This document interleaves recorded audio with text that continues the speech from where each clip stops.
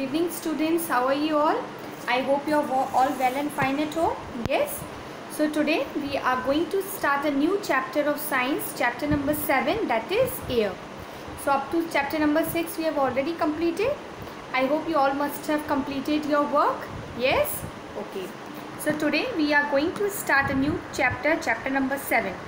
In this chapter we are going to learn about air and its uses, the composition of air. We will learn about the air pollution, okay? Properties of air, breathing and burning.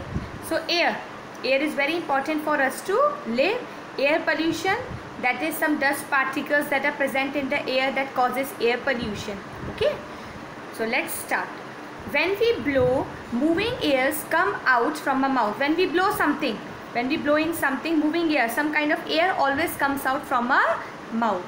We cannot see air, but we can feel it when it moves. We cannot see air, but we can surely feel it when the wind is blowing. Air is all around us. All around us we are surrounded by air. Let us discuss about air, its properties, composition and uses. So we are going to discuss about the air, its properties and what are the composition of air. So let's start with air and its uses. We know that matter exists in all the three states. What are the three states of matter? Solid, liquid and gas.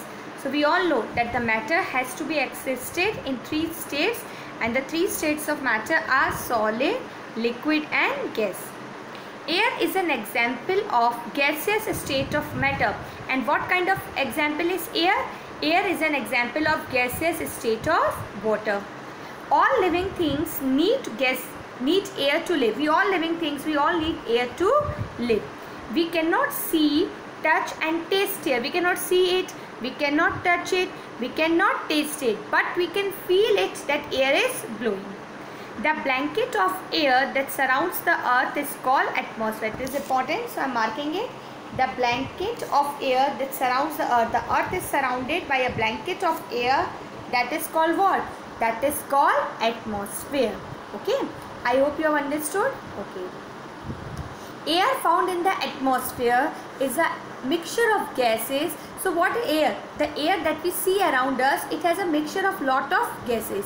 Lot of gases means that contain carbon dioxide. Plants give out also oxygen and takes in carbon dioxide. Carbon dioxide is there, oxygen is there, nitrogen is there and various other gases are there that air is a mixture of. We use air in various ways. In various ways we are using air. All living things need air to breathe. All living things need air to breathe. We cannot live without air. It is also necessary for burning. For burning something we need air because oxygen supply is necessary, and without it it cannot burn. It helps in drying things for drying the clothes, anything that we put in the sun. Why it is being dried up? Because of the presence of air. It helps the birds to fly. Birds can fly for what? Birds can fly because of air. It helps to move sailboats on water and rotate the blades of windmills. Windmills are there. In a very big farms are there. Windmills are there that are used to create wind energy. So sailboats also move on water, rotates. Windmills also, windmills blades are also rotated by. Many big farms are there, many kind of windmills are there, and they are rotated at a very high speed. When they are rotated at a very high speed, wind energy is being generated. So these are the various uses of air. Air is also used in inflating the tires of vehicles. In vehicles, for inflating, when we have blow up in the air in the vehicles, in the tires of vehicles, we also use air. So air is being used in various ways. It helps to breathe. It is necessary for burning. It helps in drying things. It helps the birds to fly and also rotate the blades of the windmills, also inflating the tires of the vehicles. I hope you all have understood the uses of air. Okay. Now it is an activity, you can try it at home. Let's do. To show the presence of water vapor in air. How we can show the presence of water vapor in air? Put some ice cubes or chilled water in a glass and place it on a table. So you can see the glass and some ice cubes are there, or you can take very chilled water. After some time, you will see small droplets of water on the outer surface of the glass. So after some time, what you will notice, that on the outer surface of the glass, some tiny droplets of water are there. Where do these drops come from? So can you imagine, where do these drops come from? These drops comes from the air. Air contains water vapor which cool down on touching the cooler surface of glass. So air contains, this shows that air contains water vapor, and when it touches the cool surface of glass, tiny droplets of water are surrounded on the glass, and that get converted into drops of water. You must have seen also when we take out very chilled out water from the refrigerator, tiny droplets of water are there on the outer surface, and it shows that there is the presence of water vapor in air. Understood? So you can you must have seen it many times, but now when you will see it, you will try to relate also that yes, we have studied this thing in science, because all around us is a practical science, but many things we see and notice, but we don't know the reason behind it. Always there is a reason of something, because all around us there is a science only, why the fan is moving, why we switch on it off, why this is moving, why that. So everything has a reason that is based. Okay. Now we are moving forward to the properties of air. Air occupies space. We know that air has mass and it occupies space. Thus it can be used to fill into things such as balloons. Air is filled in balloons, in tires is there, in footballs is there, in mattresses. So इनसे क्या पता चलता है, air को भी अपनी एक space चाहिए. Air also needs had mass and also it needs space, so it can be filled in balloons, it can filled in tires, it can filled in footballs. Okay. Now air moves. When we spray deodorant on our body, it spreads out and we can smell it. Air moves also. When we are spraying some kind of perfume is there, deodorants are there, so we can smell it outside. Thus air moves. Moving air is called wind. What moving air is called? Moving air is called wind. Strong wind causes storm. What does strong wind causes? Strong winds, when strong winds blow, then it leads to storm. Let's know more is there. Wind vane is an instrument that help us to find the direction of the wind. Can you see the instrument? Instrument is there, wind vane, and we can find the direction of the wind, where the wind is blowing in which direction. Okay. Now another property of air is air has weight. Take two footballs, one without air and one filled with air. Take them in your hands. When you are taking two footballs, one you have to take without air and one you have to take filled with air. You will feel that the ball filled with air is heavier than the other. What you will feel? The ball that is filled with air is heavy and the other is not so much heavy. It shows that air has weight. What does it shows?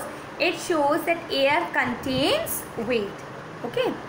Second, another property is air is colorless. It is colorless gas. No color is there of the air.